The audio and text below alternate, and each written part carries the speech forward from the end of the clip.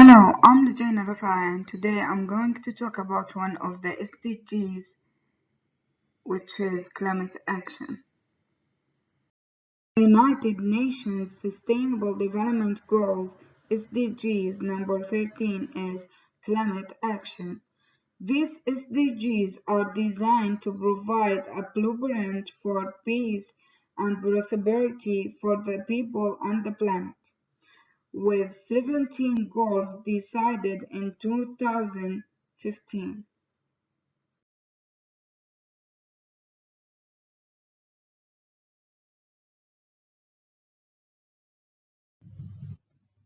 The United Kingdom floods of 2007 were my first major interaction with the changing climate. Prior to that, I had never really thought about the global warming and its impact on the Earth. The flood was extremely devastating and caused us the loss of property, which is why the problem seemed even more severe to me. After that, I started reading up on the need for climate action and became a strong supporter of it. While I could not do a lot as an individual, I motivated my own lifestyle and encouraged my family to reduce the use of coal, erasal sprays, and other such items that contributed to the release of carbon dioxide. Over time, my commitment has only increased along with rising Earth temperature. The increase in the Earth's temperature due to the human activities has exacerbated the situation. It's primarily caused by the greenhouse effect, which involves the increased presence of carbon dioxide in the atmosphere, leading to the interruption of sun rays and increasing the temperature.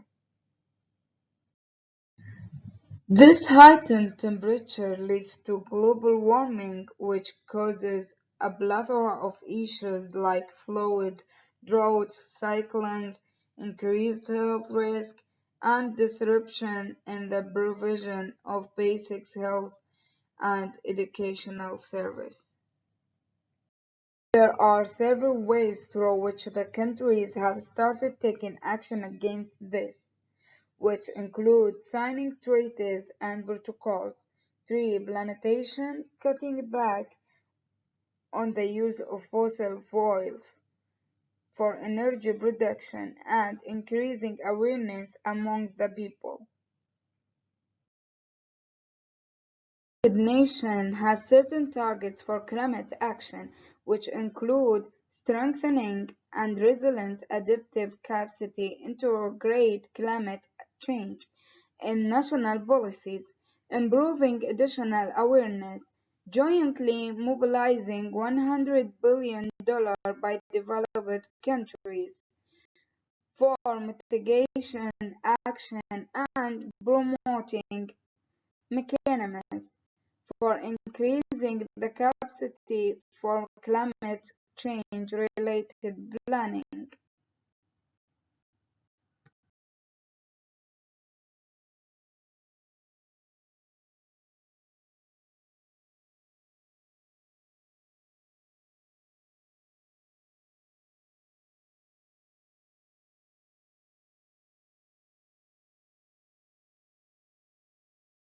Two of the most important climate action treaties are Kyoto Protocol and Paris Agreement.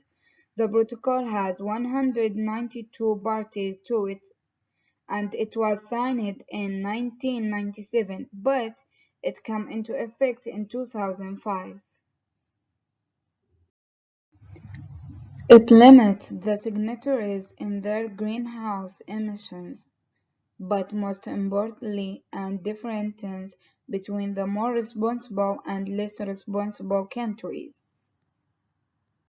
Another important part of climate action If tree plantation or afforestation, this is something that does not require large-scale coordination efforts. Instead, can be done on a small scale and individual levels too. Research shows that if a worldwide tree plantation program starts, it could be reduced two-thirds of emissions produced by human activities.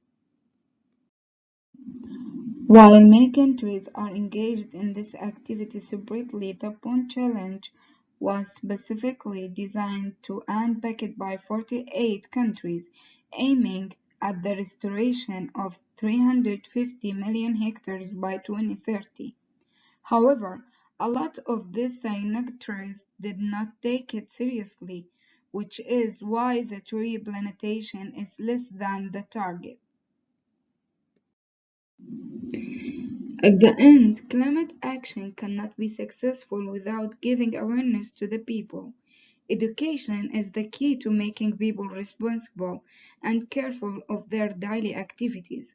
UNESCO's climate action program involves education as the most important feature, as it aims to increase public awareness by holding annual conventions.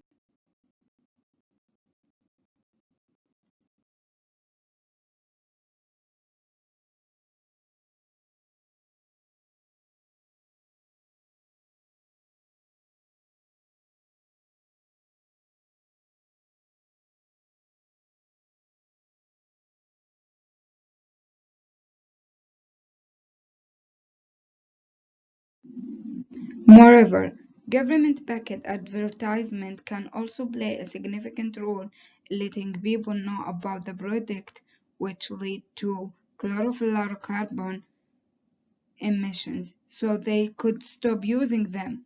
Only by collective effort can climate